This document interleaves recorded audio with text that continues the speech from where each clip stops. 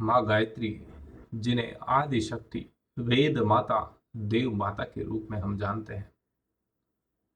माँ गायत्री एक ऐसी शक्ति है और माँ गायत्री का मंत्र एक ऐसा महामंत्र है जो कितने भी कष्टों में यदि जपा जाए पूर्ण आस्था के साथ तो आपको वहां से निकाल कर ले आता है। हर युग में माँ गायत्री की महिमा अपरंपार रही है। माँ गायत्री की महिमा का बखान नहीं किया जा सकता। फिर भी परम पूज्य गुरुदेव ने जो कहा है उसका ऑडियो संस्करण आप यहाँ पर सुन रहे हैं। गुरुदेव के चरणों में शत शत नमन करते हुए आज के प्रसंग को हम शुरू करेंगे। माँ गायत्री एक ऐसी अद्वितीय शक्ति है जिससे त्रिदेवों का निर्माण हुआ, देवताओं का प्रादुर्भाव हुआ। इन सब के मूल में माँ गायत्री ही है, जिस कारण से उन्हें आदि शक्ति, देव माता, वेद माता कहा गया। माँ गायत्री अपनी अद्वितीय विशेषताओं के कारण ही गायत्री माँ शक्ति के रूप में उभरी। भारतीय संस्कृति की जननी का गौरव माँ गायत्री को प्राप्त हुआ। हर युग में ऋषि मुनियों ने, महापुरुषों ने, विद्वानों ने माँ गायत्री की महिमा का गुणगान किया है। अन्य विषयों पर उनके भले मतभेद रहे हो,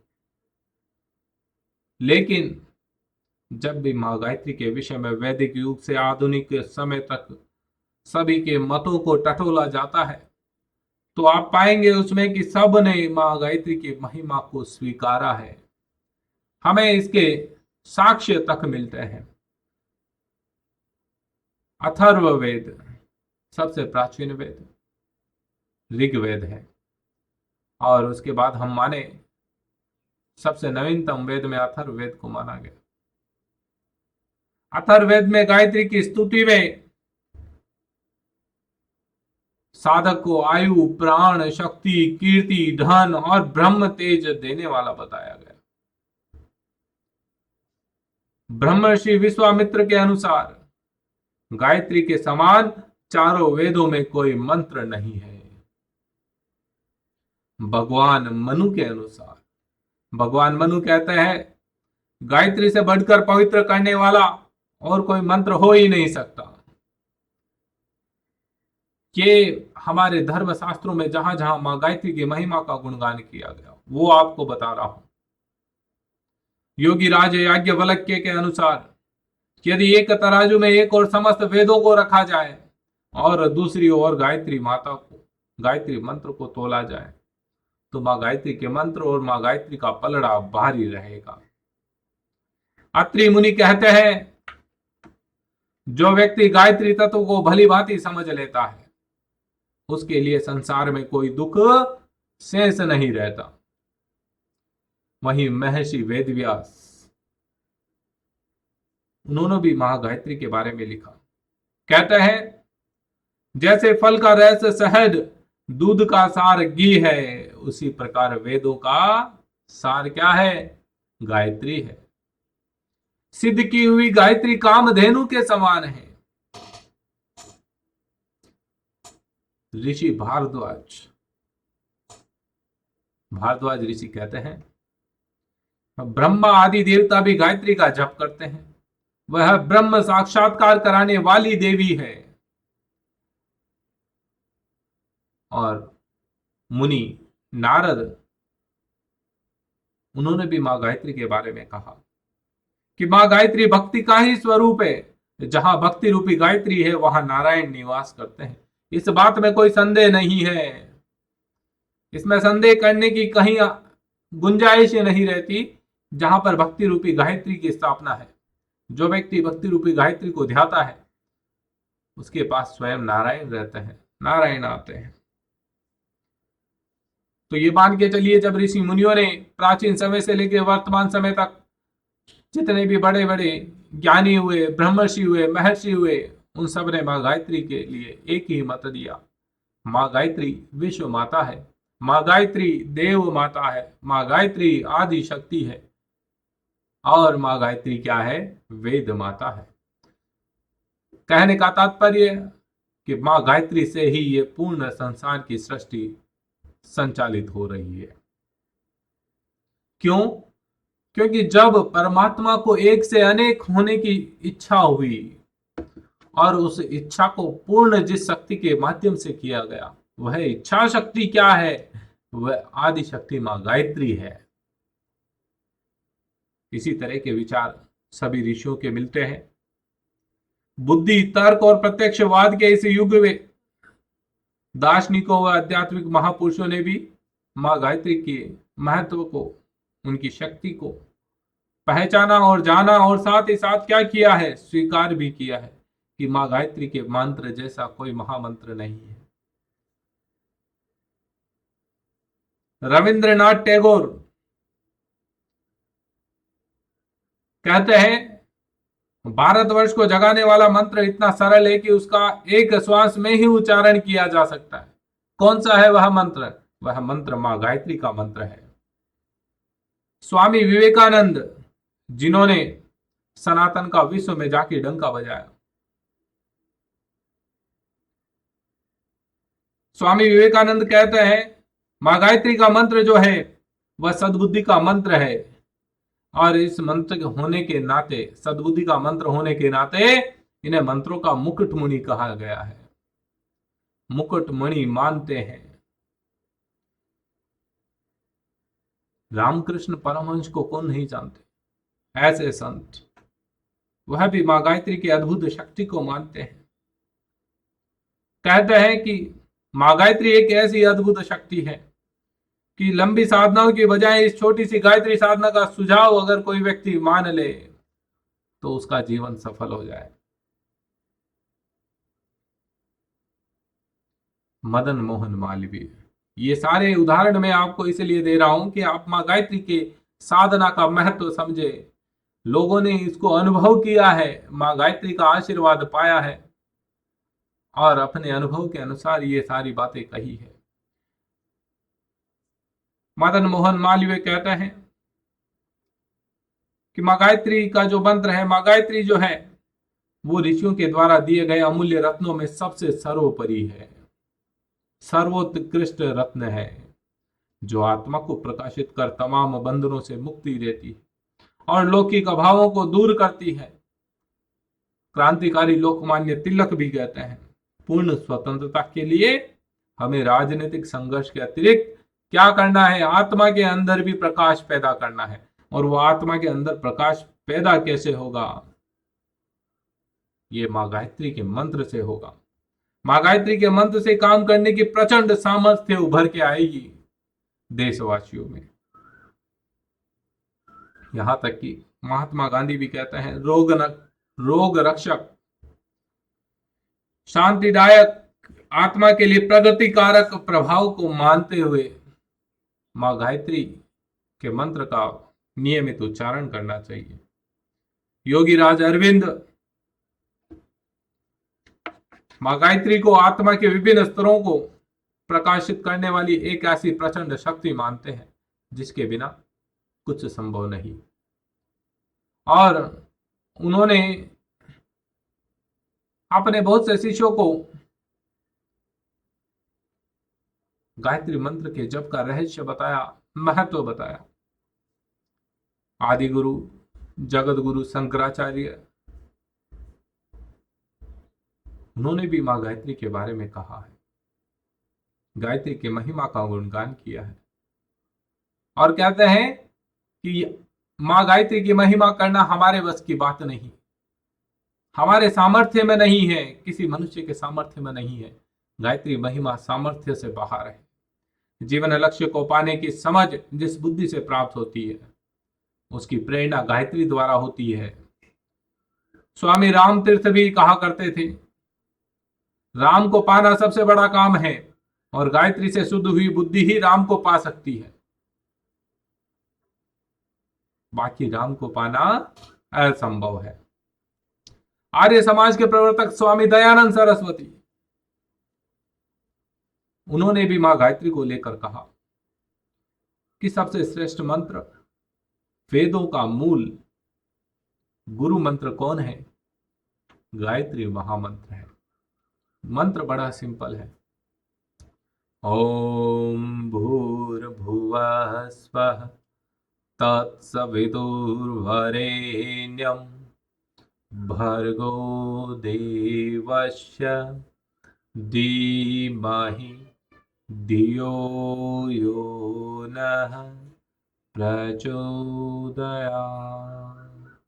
ये गायत्री माता का 24 अक्षरी मंत्र है। कभी इसको अंतर मन से उच्चारित करके देखिएगा, आपको अपने शरीर में एक कंपन सा महसूस होगा। ये कंपन ही आपकी आंतरिक शक्ति को जागृत करता है, अंतर मन की बुद्धि को संयमित करता है। इन सभी उद्गारों से और जितने भी लोगों ने मां गायत्री की महिमा को जाना है, उन्होंने कहा है कि सबसे सर्वश्रेष्ठ और सबसे सुलभ आसान क्या है? मां गायत्री की साधना है, मां गायत्री के महामंत्र का जप करना है।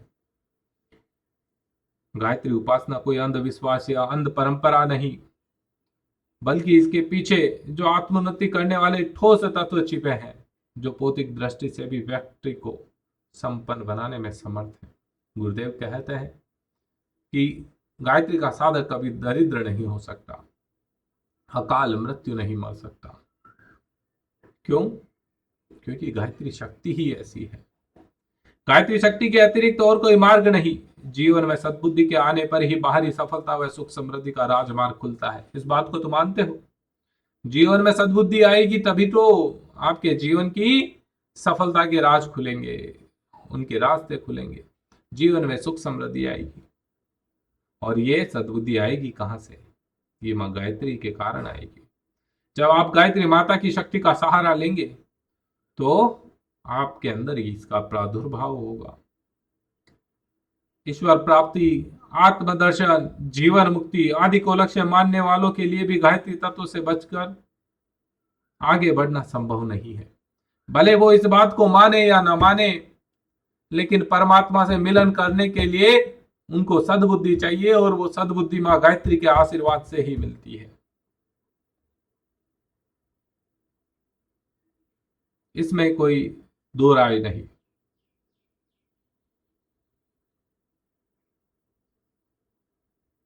बहुत से व्यक्ति अपने जीवन में ईश्वर की प्राप्ति करना चाहते हैं, अपने जीवन का लक्ष्य भी ईश्वर को बनाते हैं।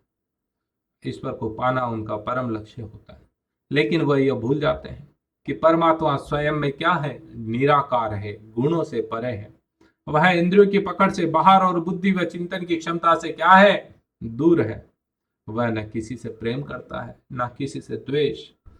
उस तक सीधी पहुंच नहीं हो सकती। जीवात्मा और परमात्मा के बीच में सूक्ष्म प्रकृति का गहरा पर्दा पड़ा हुआ है, और इस पर्दे को पार करने के लिए प्रकृति के साधनों से कहीं काम करना होता है।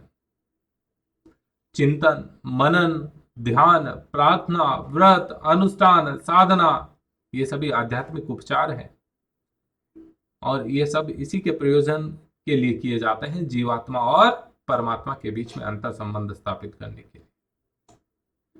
इन सब को छोड़कर परमात्मा की प्राप्ति किसी भी प्रकार से संभव है? जरा सोचना, क्या यह संभव हो पाएगा? इन सब को छोड़ के सतोगुणी माया और चित्त शक्ति द्वारा ही जीवात्मा और परमात्मा का मिलन हो सकता है। आत्मा और परमात्मा का मिलन करने वाली शक्ति कौन है? आदि शक्ति मां गायत्री है। गुरुदेव कहते हैं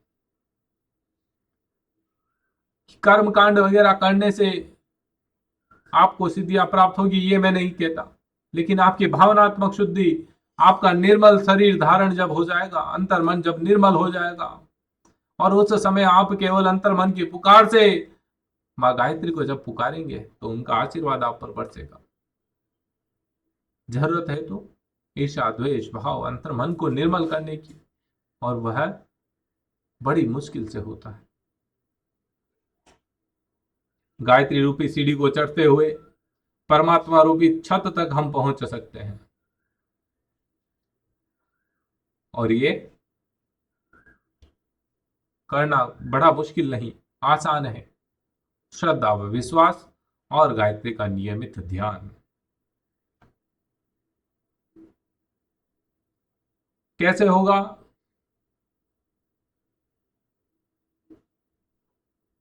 तो ध्यान रखिएगा कि ये जब आप साक्षात्कार के रूप में अनुभव करेंगे, ये अनुभव गायत्री के गर्भ में ही होता है। इससे ऊपर पहुंचने पर सूक्ष्म इंद्रियों और उनकी अनुभव शक्ति ही क्या हो जाती है, लुप्त हो जाती है। भक्ति व ईश्वर प्राप्ति चाहने वाले भी गायत्री मिश्रित परमात्मा को राधे श्याम, सीताराम, लक्ष्मी नारायण, पार्वती शिव की उपासना ही करते हैं। सरस्वती, लक्ष्मी, काली, महामाया, सीता, राधा, सावित्री, पार्वती, ये सभी क्या है, गायत्री की ही उपासना के स्रोत हैं। इन सब रूपों में मां गायत्री की ही उपासना होती है। गीता में भगवान श्री कृष्ण कहते हैं, गायत्री छंद सामहम, अर्थात गायत्री में ही हूं। भगवान की उपासना के लिए गायत्री से बड़ा और कोई मंत्र नहीं हो सकता। अतः यह सोच अज्ञानता ही कहीं जाएगी कि हम ब्रह्म प्राप्ति के लिए गायत्री को आवश्यक नहीं समझते। हो सकता है मतभेद हो, लेकिन गायत्री के बिना कार्य नहीं होने वाला। मां गायत्री तो चाहिए, यह तो अनिवार्य है। नाम से कोई विरोध करे या आपत्ति उठाए, लेकिन गायत्री की शक्ति से बचकर वो किसी भी मार्ग के माध्यम से परमात्मा का मिलन नहीं प्राप्त कर सकता। मां गायत्री, उनकी उपासना जब करते हैं तो ये मान के चलिए कि विश्व नारी की पवित्र उपासना है, और परमपिता परमात्मा को, उस ईश्वर को माता के रूप में आपको भजने का सुअवसर मिला है। संसार से मां का प्रेम सबसे पवित्र है, निर्मल है और सबसे उच्च कोटि का माना गया। माता अपनी संतान से जितना प्रेम करती है उतना कोई अन्य संबंधी नहीं कर सकता। ये सत्य है, कटु सत्य है। जवानी के उपान में पति पत्नी से भी अधिक प्रेम देखा जा सकता है। लगता है कि पति पत्नी एक दूसरे के लिए जन्मों के बंधनों में बंधे, लेकिन उसके पीछे भी काम कहीं न कहीं रहता है।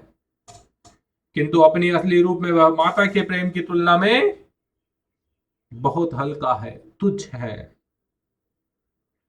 यह प्रेम आपसी आदान प्रदान, स्वार्थ, आशा, अपेक्षाओं पर निर्भर करता है, जो पति पत्नी के बीच में होता है।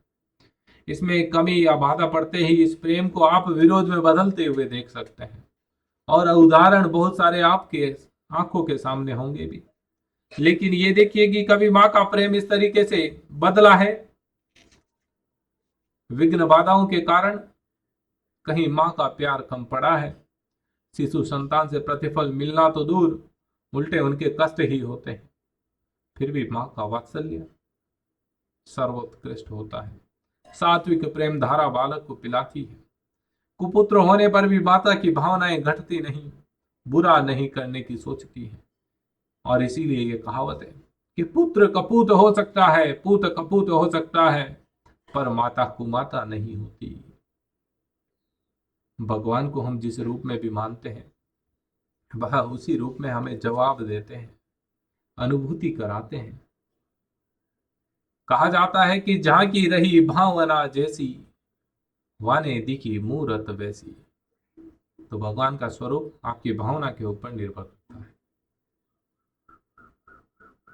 हम भगवान से प्रेम करते हैं और उनका अनन्य प्रेम पाना चाहते हैं, तभी तो माता के रूप में उन्हें भजना सबसे सही और अनुकूल रहेगा।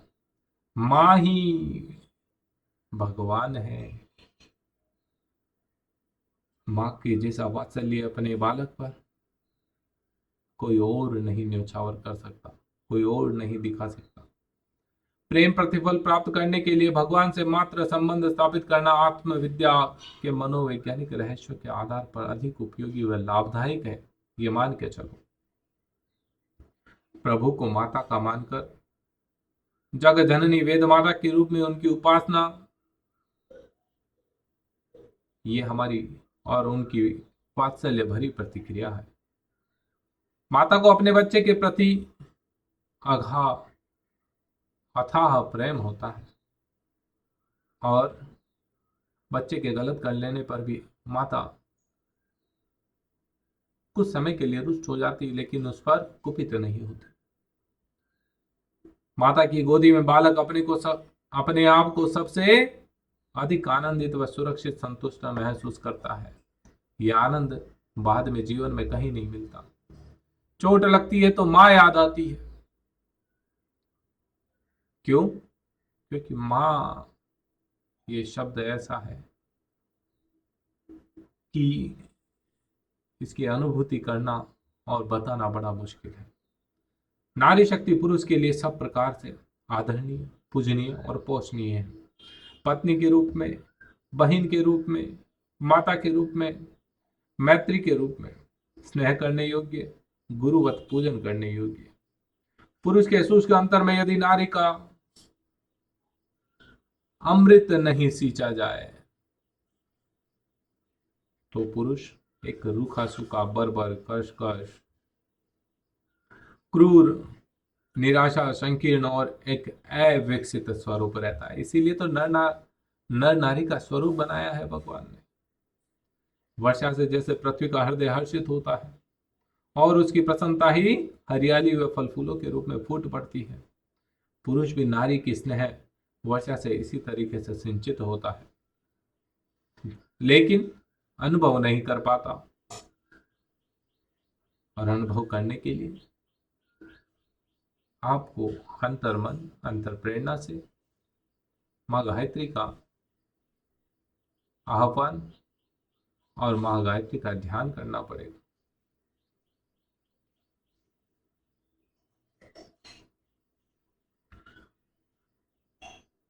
ये ध्यान रखिए कि वासना का विघ्न, दुराचार, कुदृष्टि, ये सब इस अमृत फल को नष्ट कर देते हैं। और इस विकार को समाप्त करती है कौन? आदि शक्ति माँ गायत्री। विश्व नारी के रूप में भगवान की मात्र भाव से परम पवित्र भावनाओं के साथ उपासना करना मात्र जाति के प्रति पवित्रता को अधिक बढ़ाता है। इस दिशा में जितनी सफलता मिलेगी हमें, उसी अनुपात में इंद्रिय संयम, मनोविकारों का शमन, ये अपने आप होता चला जाएगा और आपको इसका एहसास भी नहीं होगा। मात्र भक्त के हृदय में दुर्भावनाएं अधिक देर तक नहीं ठहर सकती है। विश्व नारी के रूप में जब आप भगवान को, परमपिता परमात्मा को पूजेंगे माँ गायत्री के रूप में, और इसी उपासना से ये ध्यान रखिएगा कि नर नर से नारायण बन जाता, नर पूजा से श्रेष्ठ हो जाता है। इसीलिए प्रज्ञा गीत में आपने इस भजन का अनुभव किया होगा कि माता ऐसी कृपा करियो, गुरुदेव ऐसी कृपा करियो कि नर से नारायण हो जाऊं, नीतिवान हो जाए, संस्कारवान हो जाए। यही तो युग ऋषि की चाह थी। गुरुदेव यही तो चाहते हैं, एक नई पीढ़ी ऐसी गढ़ी जाए जो संस्कारवान हो, जिनमें नीति के पालन करने की क्षमता हो, धर्म का महत्व समझे, जो धर्मवान बने और इस सनातन को फिर से प्रकाशित करें। ये गुरुदेव का आह्वान था। प्रिय साथियों, आप सभी को ये वीडियो कैसा लगा? पसंद आया है तो परम पूज्य गुरुदेव का स्मरण करते हुए नीचे कमेंट बॉक्स में जय श्री राम अवश्य लिखिए। जय श्री राम।